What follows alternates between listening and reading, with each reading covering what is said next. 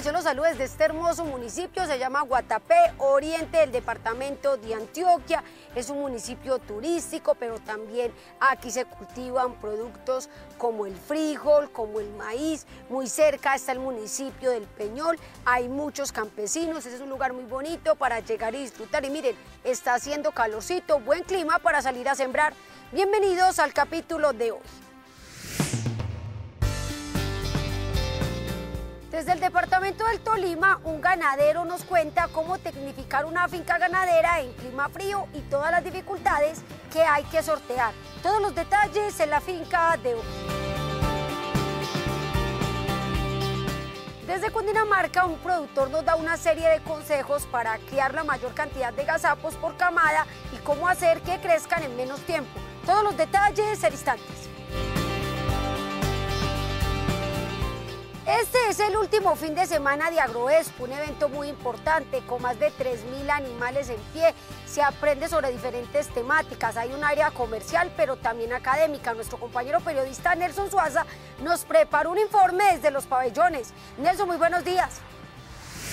Erika, buenos días. Continuamos con el cubrimiento especial de Agroexpo, esta feria que aparte de las diferentes exposiciones pecuarias y de maquinaria, tiene una completa agenda académica y por supuesto muchas historias que contar, como la de un joven que a pesar de su corta edad, pues ha recuperado una empresa que se consideraba en crisis.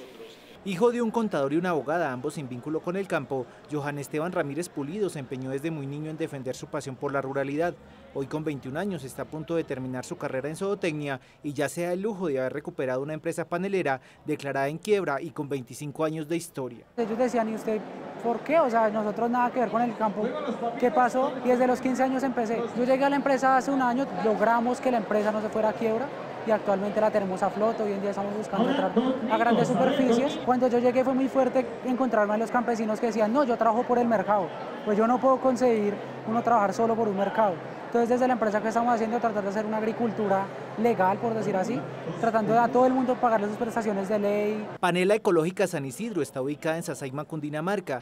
Cuenta Johan Esteban que lo primero que tuvo que hacer fue aplicar fertilizantes orgánicos, con los cuales ya logró certificar 10 hectáreas en producción orgánica y pronto logrará certificar otras 10. En la actualidad emplea a 19 personas. El sector para mí es el más importante porque es el que más empleos genera. Si hablamos solamente de sector panelero, 350.000 familias, entonces no lo podemos dejar apagar. Si de enfrentar desafíos se trata, similar sucede con la familia Mora Guerrero, ubicados en Montenegro, Quindío, y que por condiciones climáticas tuvieron que dejar de cultivar plátano, yuca y aguacate. Ahora a través de los quesos de búfalas y cabras están derribando mitos de consumo. Cambiarle un poquito el concepto a la gente sobre el queso madurado, que lo asimile, que lo aprenda a comer y a conocer, deleitarse con un buen queso, acompañado hasta con un buen tinto también de nuestro Quindío. La marca tiene todos los productos de queso de búfala y cabra, madurados, 3 meses de maduración, y hay un parmesano que tiene 1 año de maduración. Queso fina hierbas, picante, natural y gouda. La Fami-empresa empezó hace 3 años y en la actualidad cuenta ya con 30 búfalas y 40 cabras en producción. Ambas historias hacen parte también del Centro de Experiencias SEA, un espacio académico ya institucionalizado en Agroexpo y cercano a la gente que se realiza desde hace 2 versiones. Nuestros productores nacionales están felices con la acogida de sus productos, con todo lo que han podido contarle a la gente. Tenemos la agenda principal que es el Foro Agroexpo Innova, Colombia Potencia Agroalimentaria, y este espacio del SEA que es el único en toda la feria. Aquí converge todo el mundo para aprender un poco más de nuestro campo. Hemos tenido charlas de las diferentes entidades de gobierno, los ministerios, contando sus planes, los apoyos a nuestros productores, la empresa privada trayendo las innovaciones del sector. Estamos hablando de bienestar animal, de ganadería sostenible. La programación del Centro de Experiencia Agropecuaria inicia a las 10 de la mañana y se extiende hasta las 6 de la tarde. La invitación final es a disfrutar de los 2 días que restan aún de Agroexpo en su 24ª versión.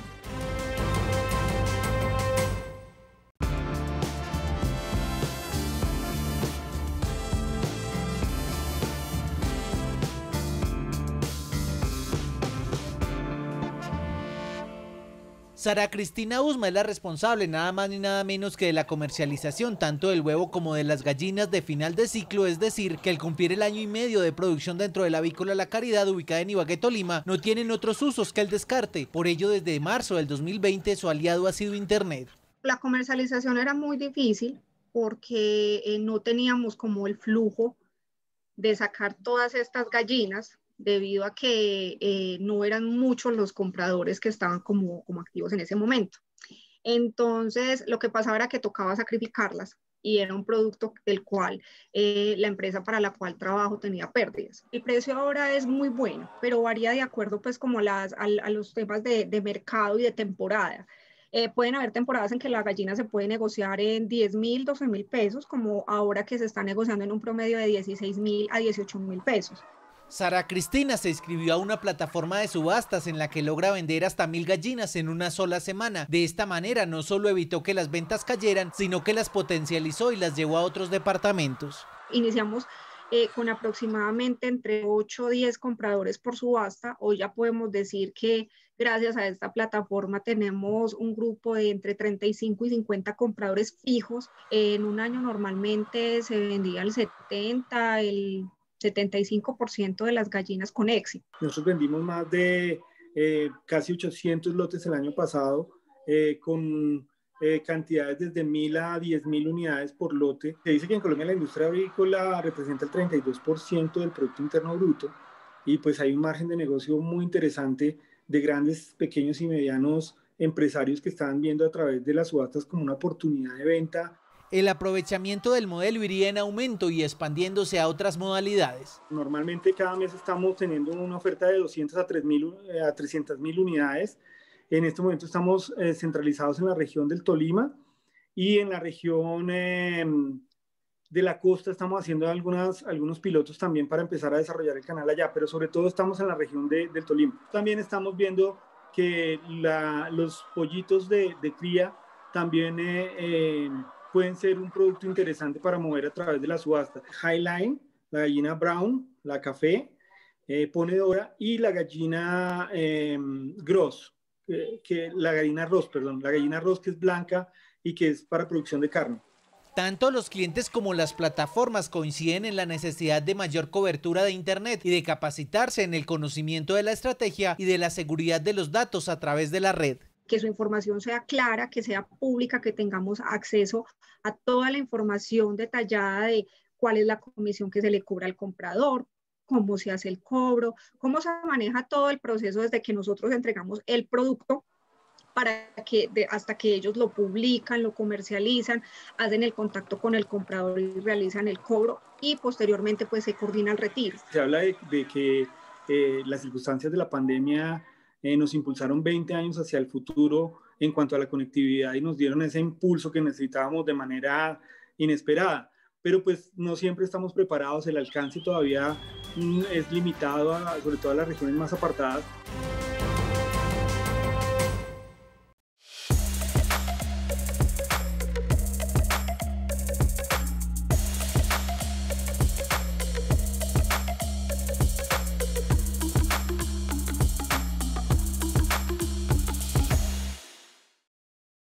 Los cultivos de fresa pueden verse afectados por toda una variedad de plagas y enfermedades que ocasionan daños en las plantas durante su desarrollo y en los frutos al momento de la cosecha.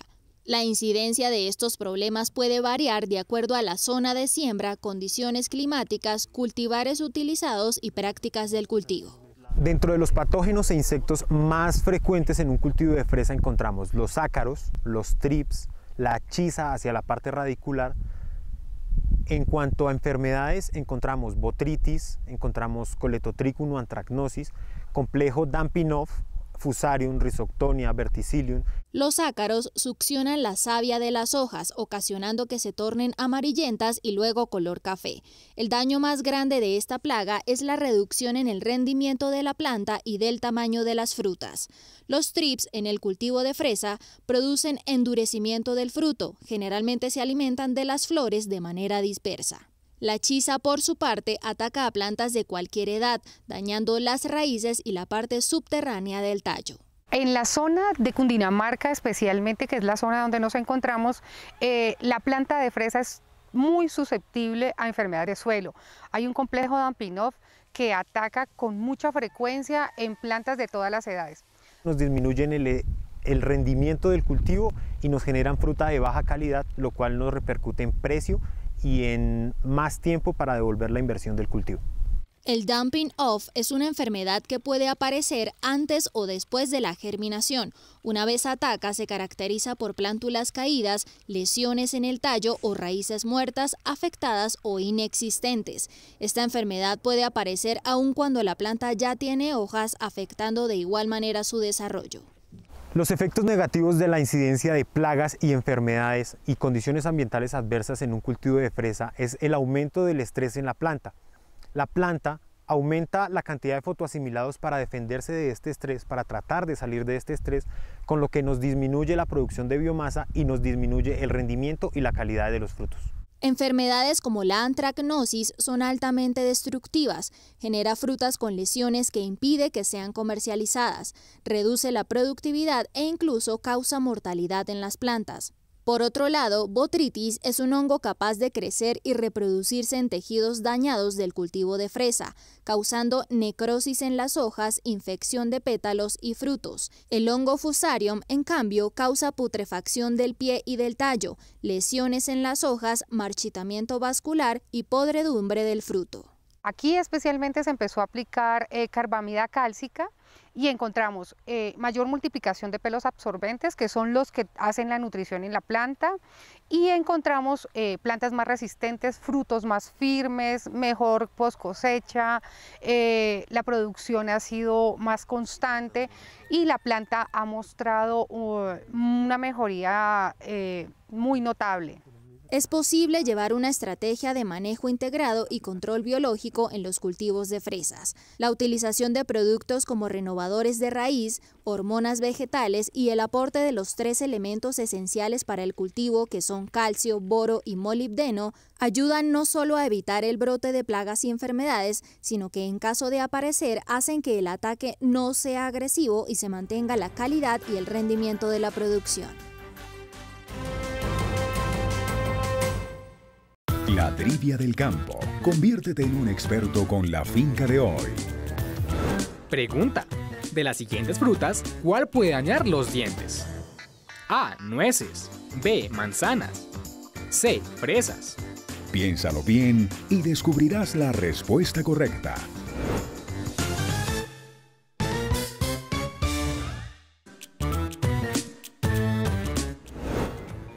Pregunta: de las siguientes frutas, ¿cuál puede dañar los dientes? A. Nueces. B. Manzanas. C. Fresas. La respuesta correcta es la A. Debido a su dura consistencia, las nueces pueden dañar el esmalte de los dientes o incluso algunos implantes, a diferencia de las manzanas y las fresas, que contienen ácido málico, el cual es usado en las cremas dentales por su función de antiséptico en la reducción de bacterias en la boca.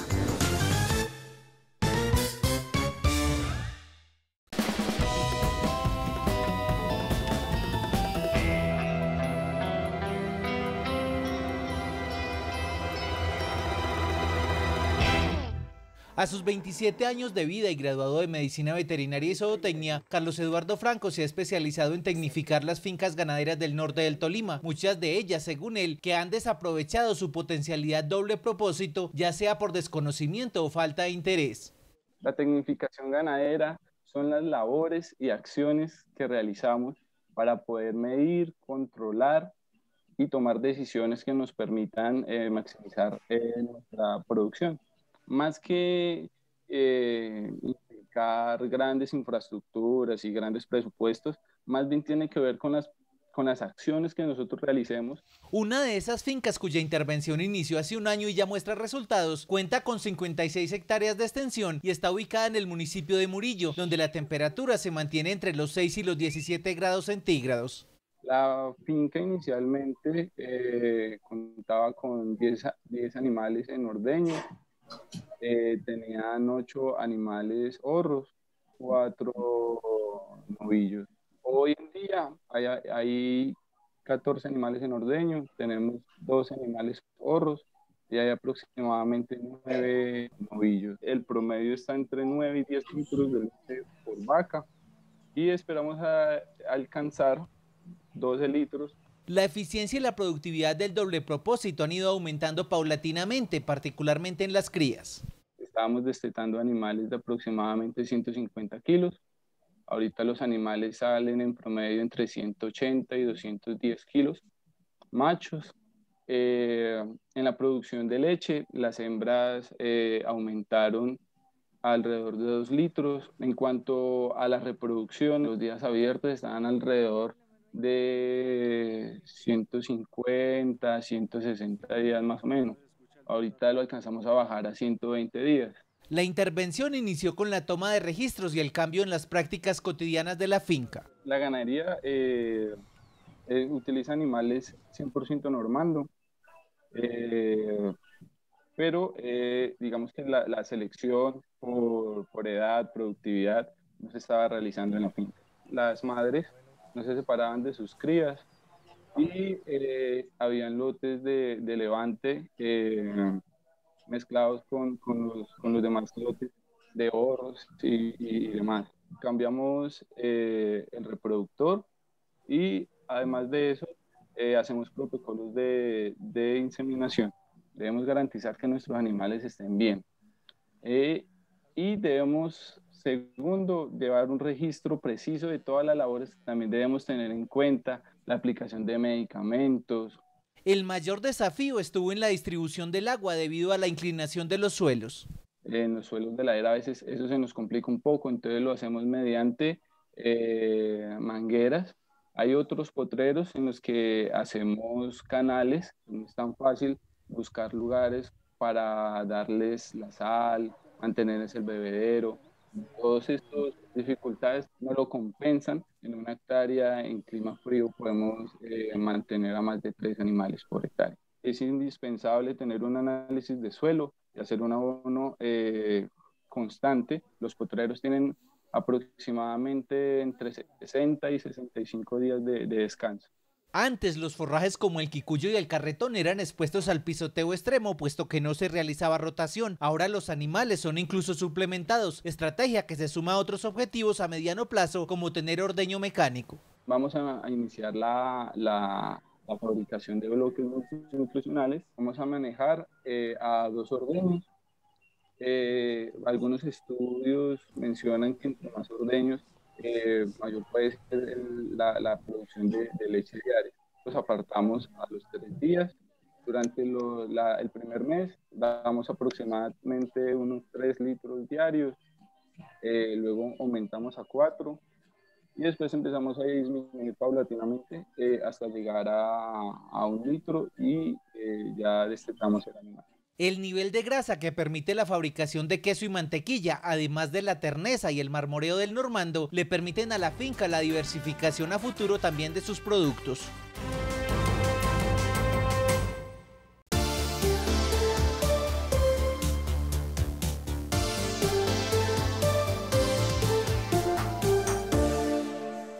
Las fitohormonas son compuestos que se producen internamente en una planta e influyen a nivel celular para cambiar los patrones de crecimiento vegetal.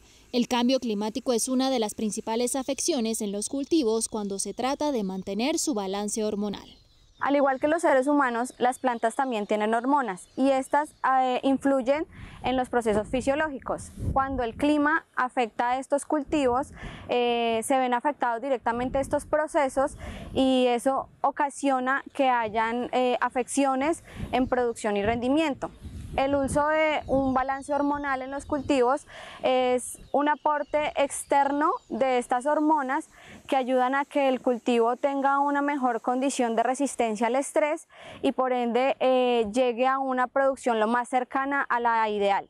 En los arrozales particularmente, tener un conocimiento de la variedad utilizada permitirá hacer un aprovechamiento completo de su genética, para así tener un establecimiento del cultivo con óptima germinación, seguido de un buen macollamiento y espigamiento que garantizarían la producción. Como sabemos, el ácido abscísico es la hormona que tiene en dormancia la semilla. Al sembrar, las semillas en el suelo empiezan a absorber el agua y empiezan a realizar su proceso de germinación, en el cual inician los aportes de giberelinas que bajan los niveles de ácido abscísico y asimismo ayudan a romper esa dormancia en la que se encuentra la semilla, continuando así con la interacción de auxinas y citoquininas que nos ayudan al inicio de tener unas buenas raíces y un buen desarrollo de la plántula. De aquí continuamos con un aporte de trihormonal, de auxinas, giberelinas y citoquininas para tener una buena actividad celular donde haya expansión, elongación y división celular. Esto con el fin de tener unas buenas estructuras de la planta. Cuando las plantas de arroz llegan a su etapa reproductiva, realizan un gasto energético mayor.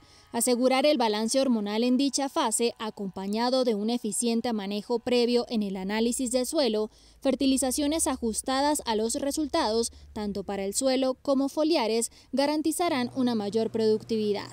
Para este punto es importante acompañar este gasto energético, ya que se ocasiona un desbalance hormonal. Es importante acompañarlo de un aporte de citoquininas, donde podemos ayudar a la planta a que tenga un mejor movimiento de azúcares, dando así una mejor viabilidad del polen, una buena fecundación, una hoja bandera verde por más tiempo para que realice una buena fotosíntesis y una mejor translocación de azúcares. Esta fase debe acompañarse de cofactores como el boro, el potasio y el molibdeno como nutrientes para tener una mejor síntesis de las fitohormonas. Las señales enviadas por estas en la planta van a dirigir el movimiento de los azúcares desde la hoja bandera hasta el grano para promover el llenado del mismo. Pues la diferencia de una planta balanceada hormonalmente es que ella pues, soporta más un estrés hídrico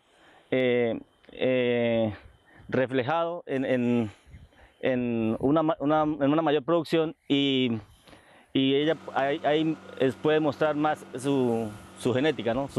La variedad como tal, ¿no? Lo que podemos observar aquí en este cultivo es que nos ayudó mucho en el macollamiento, en el color verde de las hojas y además el llenado del grano. Este llenado del grano en este cultivo está perfecto y no posee ningún tipo de manchado.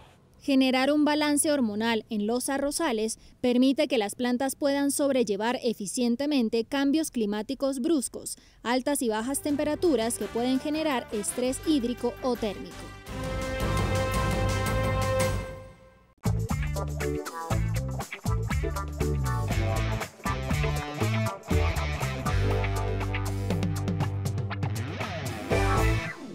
Radicado desde hace un año en Lenguasaque, Cundinamarca, el chiquinquireño Ricardo Niño y su familia se distinguen en la región por los rendimientos de su cunicultura, todo gracias a 6 aspectos que él denomina secretos. El primero es el cruzamiento de razas. Yo tengo aquí conejas de 19 gazapos en un solo parto. He logrado sacar conejo de 60 días, en un promedio de, o sea, una hibridación de conejo cárnico con conejo gigante. He llegado a obtener 6 libras en 2 meses. Entonces, estoy especializándome en lo que es la raza, la gama de los holandeses, toda la gama de las mariposas. También tengo chinchillas, tengo leonados, y tengo algunos azul de Viena, y también tenemos por ahí Silver Fox y algunos cabeza de león.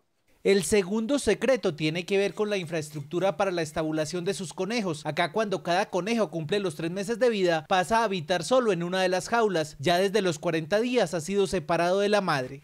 Mis jaulas son de 95 de largas por 45 a 50 a 60. Ya tengo 3 medidas diferentes.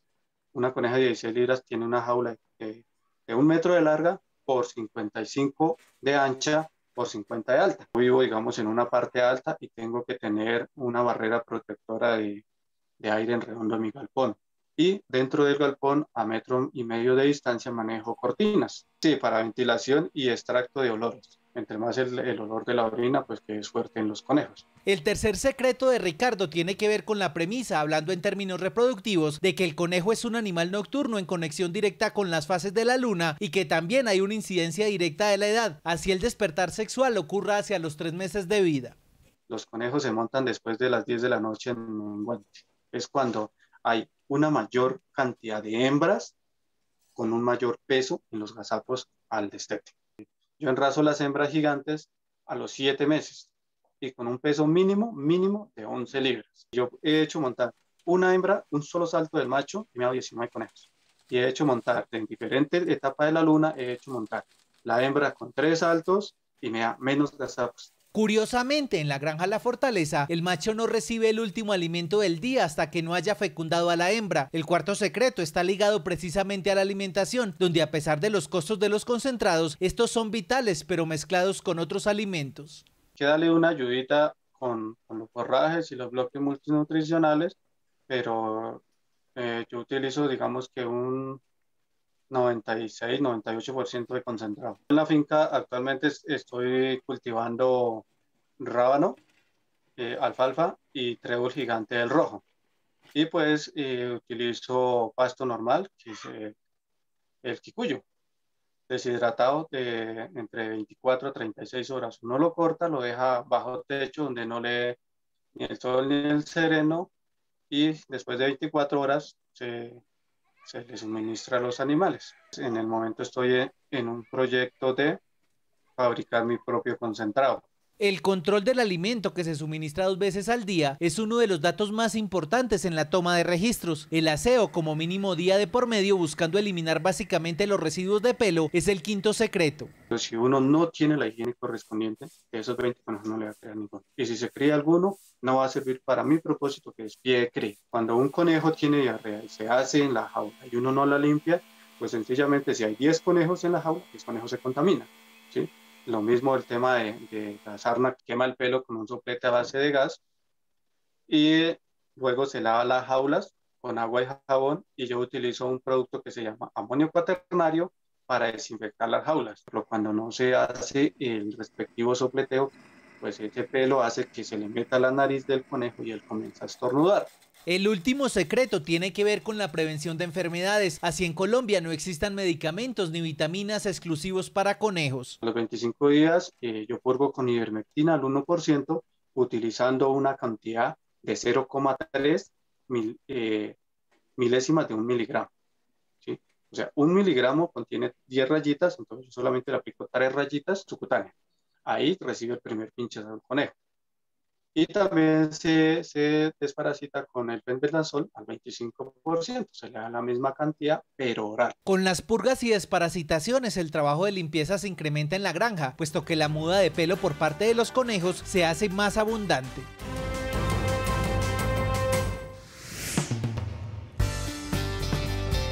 Al regreso,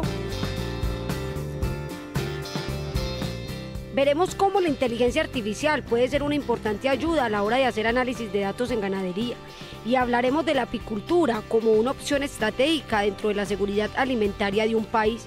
Ya regresamos. Continuamos con nuestro recorrido agropecuario.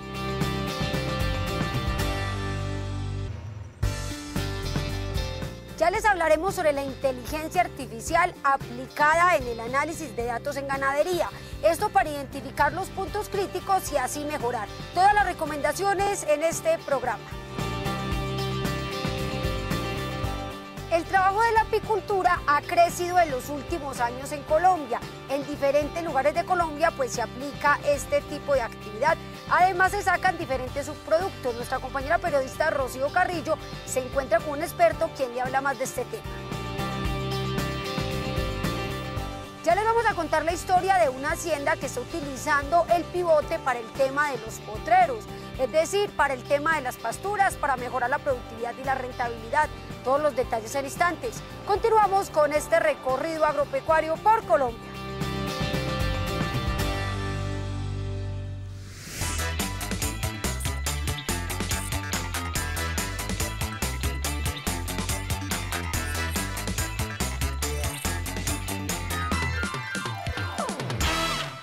La toma de decisiones acertadas hace que una finca ganadera genere cada vez un margen de ganancia mayor, sea más rentable y eficiente.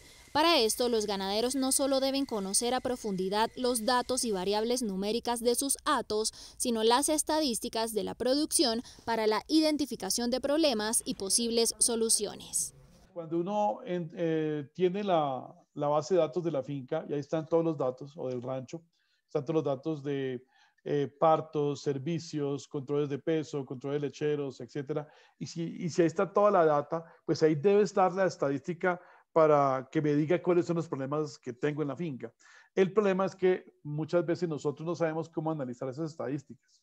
y se queda uno de pronto en el mundo de los listados, de las listas de animales en Excel, pero uno no logra llegar al mundo de las tasas, de los parámetros, de las estadísticas para análisis y toma de decisiones de verdad. Para facilitar este análisis, se desarrolló un sistema de inteligencia artificial contenido en un programa especializado que realiza los análisis de manera automática.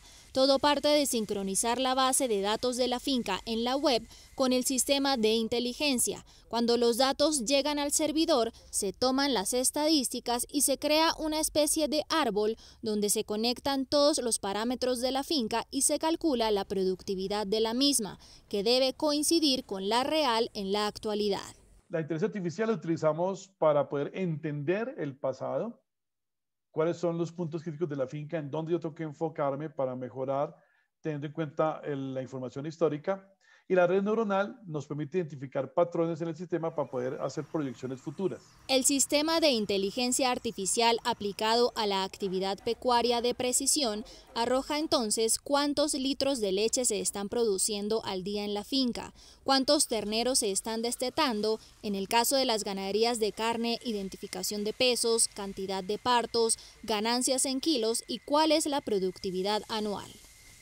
Entonces él te dice cuántos litros de leche estás produciendo al día y te da muy exacto, y te dice cuántos terneros estás destetando o kilogramos de carne estás produciendo al año y te da muy cerca.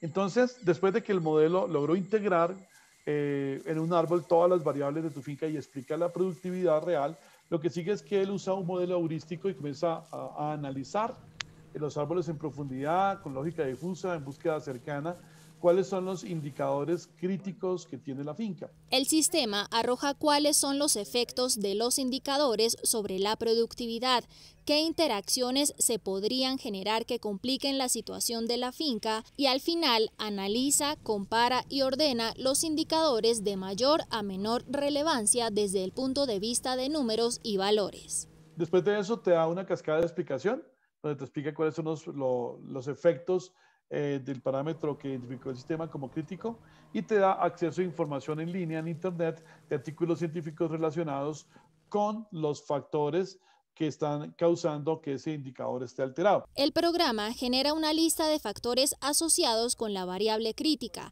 que se diagnosticó para que el productor identifique en campo qué puede ser realmente y así busque en la información científica y pueda construir conocimiento sobre cómo resolver un problema dentro de la finca. Entonces nos da una mano importante, digamos, a los profesionales y los productores en el tema de cómo analizar y procesar la información estadística que a veces digamos, uno sabe que es muy importante, pero a veces no tenemos o el conocimiento, las competencias o el tiempo para sentarse a analizar eso de manera detallada, y la computadora entonces en este componente de inteligencia artificial te resuelve ese aspecto y tienes una oportunidad de mejores decisiones para la finca. En diferentes experiencias se ha comprobado que algunos ganaderos analizan manualmente los datos de su finca e identifican cierto número de puntos críticos. Al pasar la base de datos por el sistema de inteligencia artificial, este identifica el doble de indicadores críticos. Esto debido a que un computador tiene la capacidad de integrar un alto número de variables simultáneamente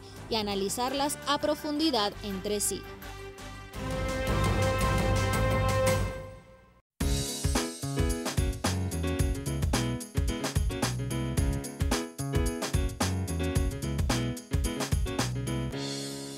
Un oasis en medio de las dificultades propias para el ejercicio de la ganadería en plena zona fronteriza, pretende su propietario que sean las 10 hectáreas que conforman el criadero Lomita Nueva, ubicado en Villa del Rosario, norte de Santander. Su más reciente apuesta es la adaptación de terneros cimental y machos y hembras Ayrshire. Somos una zona afectada realmente por el contrabando, por la zona fronteriza, la migración, no hay una gran generación de empleo y pues antiguamente, hace unos 15, 20 años, el norte de Santander tenía 2 millones de reses. Hoy en día solo tenemos 400.000. Los ganaderos del norte de Santander no tenemos los mismos precios ni siquiera del ganado al interior del país pero estamos trabajando en eso para poder sacar animales hacia el interior del país. El clima, que en ocasiones supera los 35 grados centígrados, ha sido quizá en el tiempo la principal limitante para pensar sobre todo en abundancia de leche. Sin embargo, nuestro entrevistado espera superar el trabajo genético realizado años atrás por su padre, que con la adaptación y cruce con pardo suizo y Holstein rojo ha logrado producciones por vacas 7 colores entre los 18 y los 22 litros. No llegar solo a inseminar. A veces la inseminada es compleja y tediosa porque los veterinarios no llegan al momento que es, no son capaces de detectar los celos exactamente, siempre es un 45% de efectividad y si es por IATF pues es mucho menor. La finalidad de ellos es hacer cruces con las vacas que tengamos nosotros en nuestros criaderos o los que hayan en la región, vacas cruzadas, vacas tipo leche, vacas tipo gir, vacas tengan con Brahman y algo con Holstein. Tanto los terneros Simmental como los machos y hembras Ayrshire llegan al criadero con pocos días de nacidos. El trabajo del ganadero al recibirlos durante los primeros 15 días de vida es vital para que no se enfermen o mueran.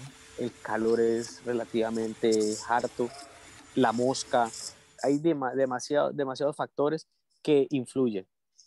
Esos primeros 15 días son fundamentales y de ahí para adelante los 2 primeros meses también son con menos, bajando un poco más la guardia, dándoles un poco más de exigencia a ellos para que se empiecen a adaptar fácilmente.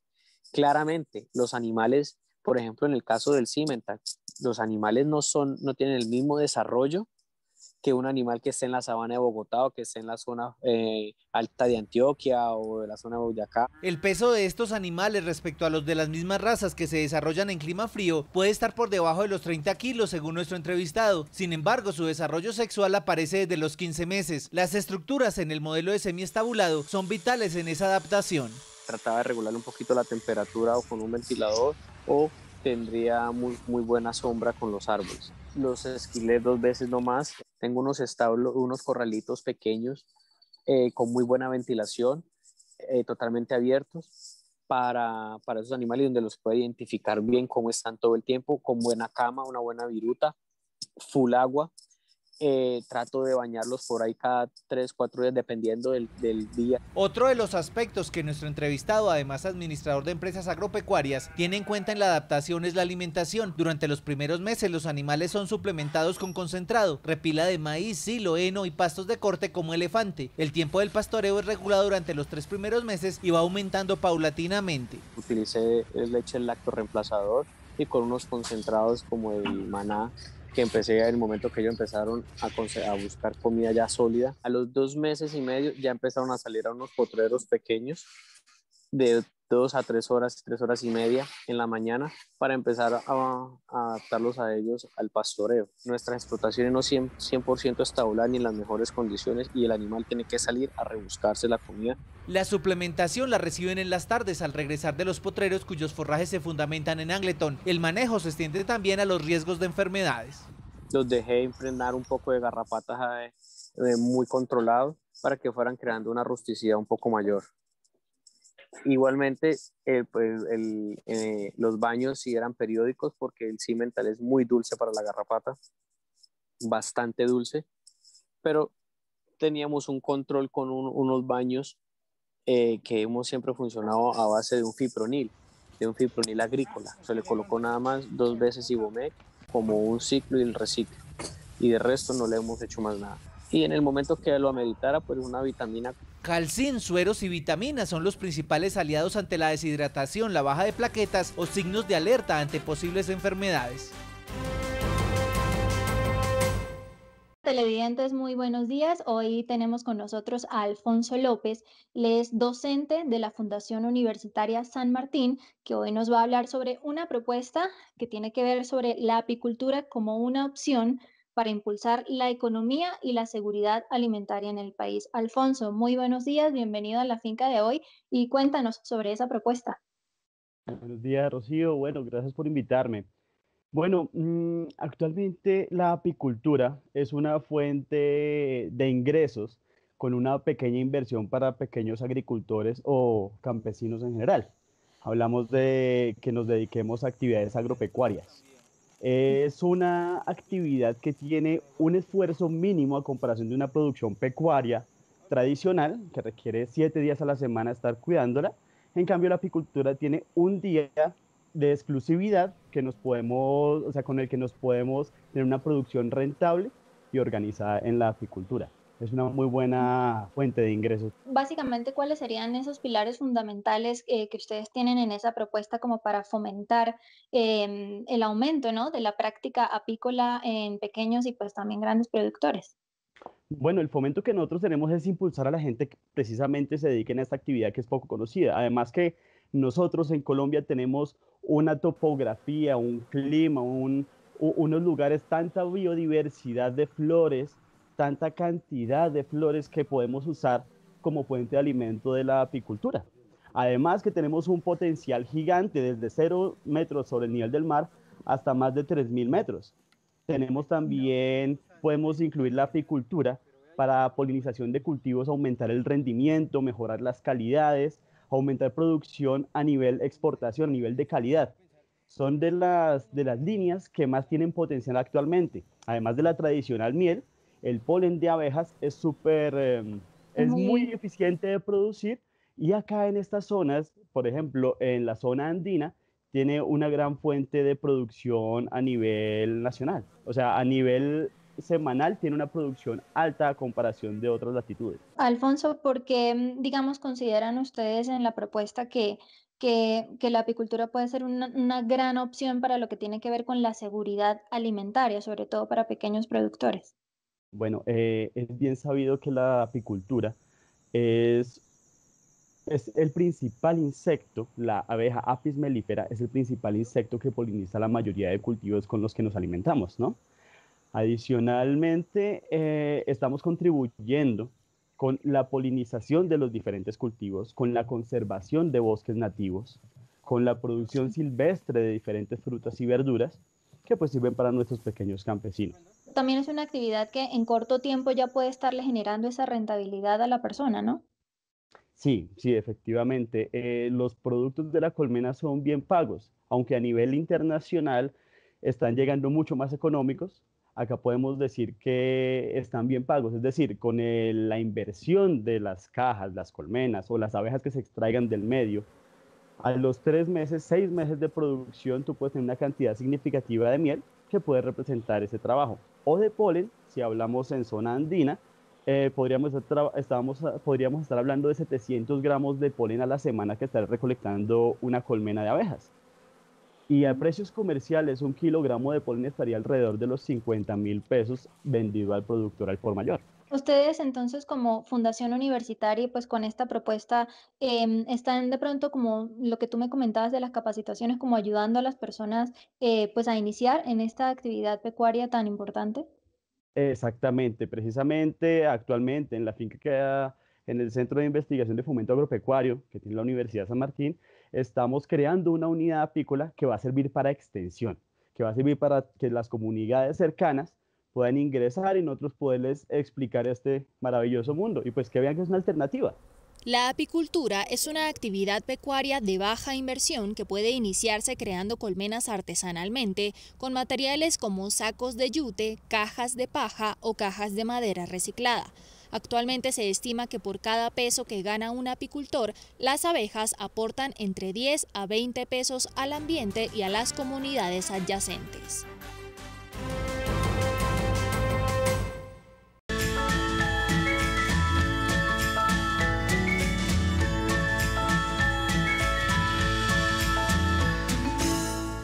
Como el ejemplo más claro de las múltiples ventajas que brinda la agricultura de precisión, describe el propietario de la hacienda Corocito, ubicada en el municipio de Manica Sanare, a este sistema de fertirrigación de potreros con pivote central, fundamentado en tecnología brasilera. Hacemos un uso apropiado del agua, que es un recurso precioso.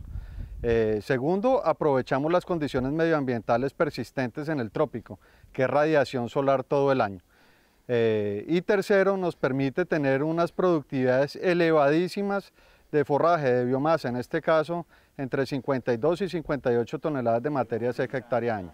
Indiscutiblemente, la mayor de las ventajas tiene que ver con la cantidad de animales que logra pastorear por cada hectárea de su predio y con forraje de suprema calidad.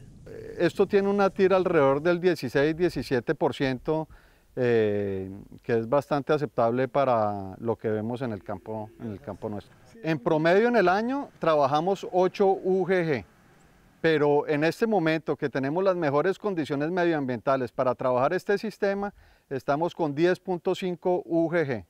El pivote alcanza en su recorrido circular una cobertura de 50 hectáreas mediante su longitud de 400 metros de radio y se alimenta con 510 voltios de energía, en cualquiera de sus dos funciones, regar los potreros o fertilizarlos. Él tiene una torre central, tiene un transformador que nos permite elevar el voltaje, esto funciona con electricidad, pues es un material acerado con cableado en aluminio, recubierto en zinc. En el eje tenemos nuestros equipos de fertirrigación, entonces tenemos 2 tanques que nos permiten diluir el fertilizante. Con un blower los diluimos y homogenizamos la mezcla y con una bomba booster se inyecta al sistema principal colocando un agua cargada de nutrientes para poder hacer una fertilización en balance de masas. Acá el sistema de pivote fue implementado con una única variedad de forraje, buscando además disminuir los efectos de la evapotranspiración, que es la pérdida de humedad por evaporación directa junto a la pérdida de agua por transpiración de la vegetación, tan común en la zona. Acá la producimos con un panicum que se llama Suri. Este sistema está calculado para tener tasas de recuperación de 15 días de acuerdo a la oferta medioambiental que tenemos. Pero para poder tener una recuperación en 15 días tenemos que respetar la altura de salida de esta pradera. Para el caso del Suri la altura de salida está entre 35 y 40 centímetros y la altura de ingreso está entre 75 y 80 centímetros.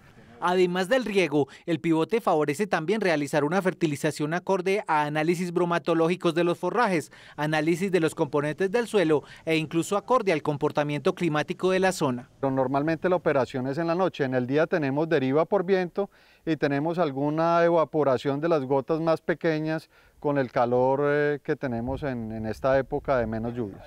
En verano hacemos entre 3 y 4 fertilizaciones, que lo que hacemos es fraccionar la fertilización del mes. En invierno, que hay tanta agua y están saturados los suelos, hacemos una sola operación en el mes para fertirrigar. Entonces, en invierno se concentra la fertilización en una sola aplicación, en verano, que es cuando tenemos la mayor carga y la mayor oferta de radiación solar en el año, fraccionamos esa fertilización en 4.